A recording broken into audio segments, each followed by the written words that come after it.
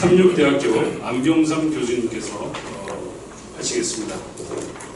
이거보다는 제가 전공이 중국 동포입니다. 중국 동포. 그러니까 2000년에 중국 동포가 192만이었어요. 10년에 2020년이 170만으로 줄었습니다. 한국에 많이 들어왔겠죠. 국적 20만이 줄었는데 다 어디 갔을까? 지금 기록에 의하면 10만 명이 한국 국적으로 바꿨다고 해요. 이러한 상황에서 국내와 두 개가 같이 제도 구청이 신경 써야 될 국가 중에 하나죠.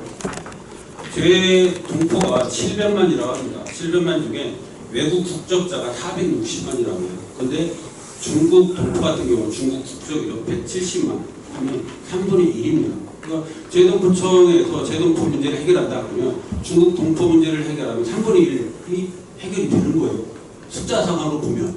근데 지금 170만인데 국내 80만 하면 또 국내에 계신 분들이 반이 안 돼요. 거의 반반씩거든요. 그래서 이게 국내, 그 다음에 국내외 이렇게 적절하게 정책을 펼쳐야 되는 특이한 상황이 있죠.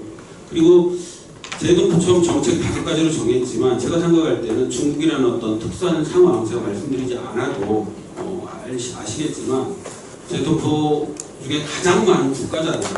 가장 많은 숫자이고 그래서 세밀한 정책이 필요하고 재단에서 청에서 간 만큼 할 일이 많을 겁니다. 그렇지만 중국의 입장에서 보면 저는 좀 더 세밀한 조심스러운 부분 같은 그런 부분이 필요한 것 같아요. 똑같이 미국처럼. 그러니까 제 거주국들이 제동포 어떤 지원한다면 무조건 환영하는 그런 일색의 그런 분위기는 아니거든요.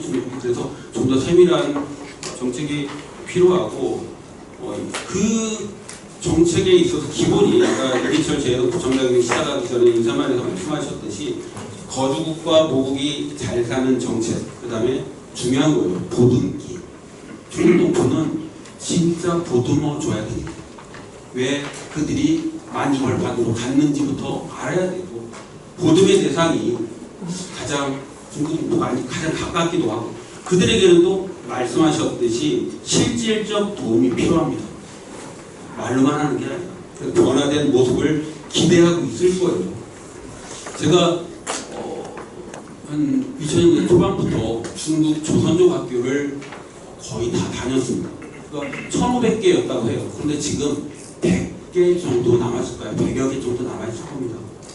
제가 일일이 돌아다니면서 느꼈던 거는 그거였어요. 이전에는 도서 지원, 컴퓨터 지원, 그 다음에 모국 방문, 교사 양성 행사.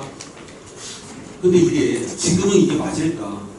제가 놀랬던 거는 도서관이 갔는데 한국에서 도서관과 한국책 다 치운대요. 의에서 내려오면, 교육에서 내려오면 한자로 된 책으로 다 바꾼답니다. 그래서 지금 실질적으로 한국 책을 지원한다 이런 정책을 피면 이게 맞을까? 그러느니 수제 태권도 지원, 농악 장비 지원 이런 게 더 원하는 거거든요. 학교에서는.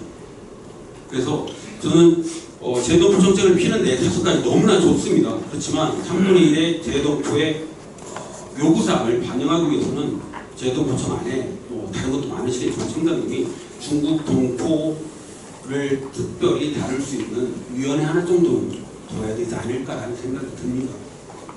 왜냐하면 지금 어떤 특수한 상황 그리고 중국적인 어떤 관심에 있어서 교장 선생님 한 분 아는 게 정체성 함양을 지금 차세대 학생들에게 할 수 있는 세대거든요.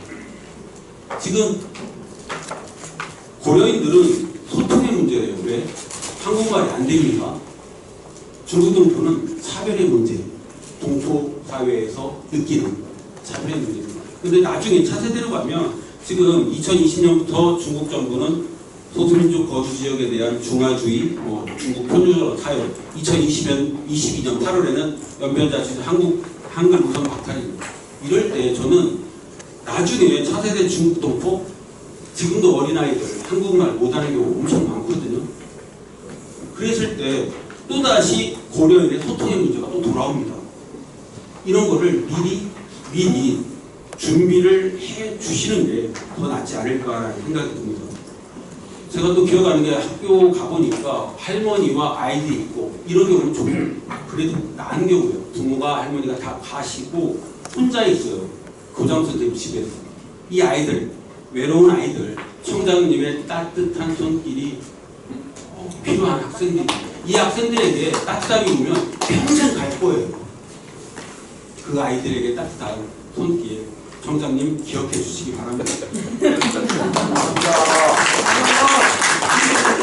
그리고 재외 동포에 대한 뭐 강의가 필요한 교과서나 있는데 동포 재단이 있을 때 어떤 특강 형식으로 동포학에 대해서 얘기를 했는데 저도 우리 학교에서 교양 과목으로 동포학 강의를 하려고 하는데 너무 거절당하고 있어요.